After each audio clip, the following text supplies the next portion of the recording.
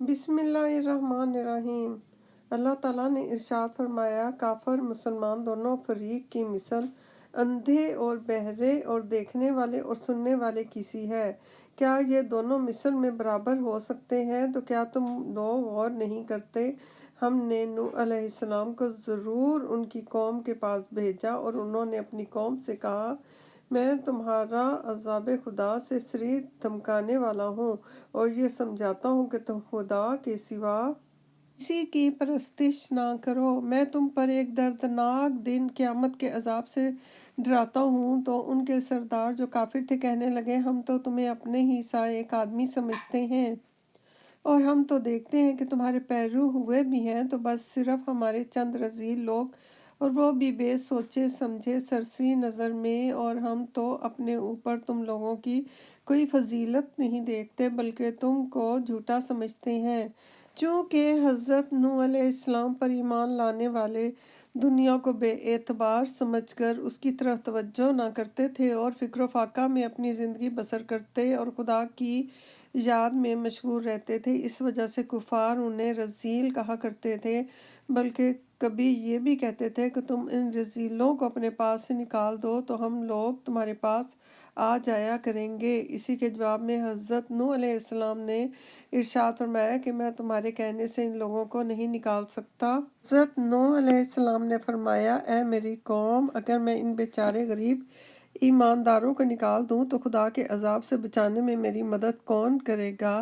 تو کیا تم اتنا بھی غور نہیں کرتے ہو؟ اور میں تو تم سے یہ نہیں کہتا کہ میرے پاس خدائی خزانے ہیں، اور نہ یہ کہتا ہوں کہ میں غیب دان ہوں، اور نہ میں یہ کہتا ہوں کہ میں فرشتہ ہوں، اور جو لوگ تمہاری نظروں میں ذلیل ہیں انہیں میں یہ نہیں کہتا کہ خدا ان کے ساتھ ہرگز بھلائی نہیں کرے گا۔ ان لوگوں کے دلوں کی بات خدا ہی خوب جانتا ہے، اور اگر میں ایسا کہوں تو میں بھی یقینی ظالم ہوں۔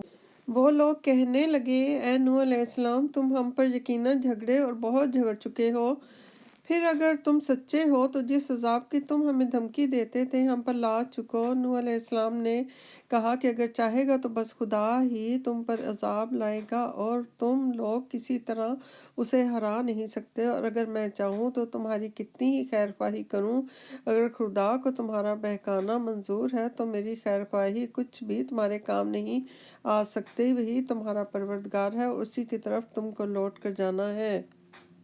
اللہ تعالیٰ نے نوح علیہ السلام کے پاس وحی بھیجی کہ جو ایمان لا چکا وہ لا چکا، اور ان کے سوا اب کوئی شخص تمہاری قوم سے ہرگز ایمان نہیں لائے گا، تو تم خواہ ان کی کارستانیوں کا کچھ غم نہ کھاؤ اور بسم اللہ کر کے ہمارے روبرو اور ہمارے حکم سے کشتی بنا ڈالو، اور جن لوگوں نے ظلم کیا ہے ان کے بارے میں مجھ سے سفارش نہ کرنا، کیونکہ یہ لوگ ضرور ڈوبا دیے جائیں گے۔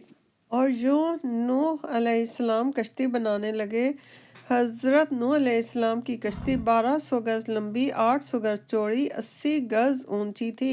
اس کے 3 درجے تھے، نیچے کے درجے میں چوپائے، بیچ میں پرندے اور اوپر آدمی اور ضرورت کی سب چیزیں موجود تھیں۔ غرض جب کشتی تیار ہوئی تو حضرت نوح علیہ السلام نے تمام جانوروں کو آواز دی اور ہر جانور کا ایک ایک جوڑا اور 80 آدمیوں کو جو آپ پر ایمان لائے تھے لے کر سوار ہوئے۔ تو پہلے تندور سے پانی ابلنے لگا، آفتاب کو گرہن لگ گیا، آسمان سے موسلا دھار پانی کی چادریں گرنے لگیں، پھر زمین کے تمام چشمے زوروں میں ابلنے لگے اور تمام جگہ پانی پانی ہو گئی، اور آسمان اور پانی کے سوا کوئی چیز دکھائی نہ دیتی تھی۔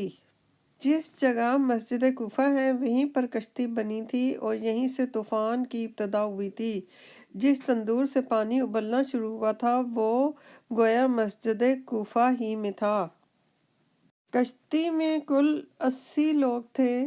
حام، سام، یافت، یہ تینوں بیٹے حضرت نوح علیہ السلام کے تھے، اور 3 ان کی بیویاں تھیں اور ایک خود حضرت نوح علیہ السلام کی بیوی جو ایماندار تھی، اور ایک خود حضرت نوح علیہ السلام۔ 8 ہو گئے، اور 72 حضرت نوح علیہ السلام کی امت کے لوگ تھے۔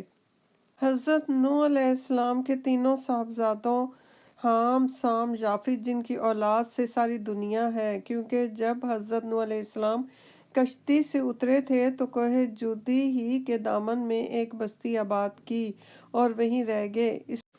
اس کا نام سوکر سمانین 80 آدمیوں کا بازار رکھا۔ خدا کی شان، چند دنوں کے بعد وہاں ایک ایسا مرض پھیلا جس سے اولاد نوح علیہ السلام کے علاوہ سب مومنین مر گئے، صرف یہی 3 صاحبزادے اپنی بیویوں سمیت رہ گئے، انہی سے دنیا پھیلی۔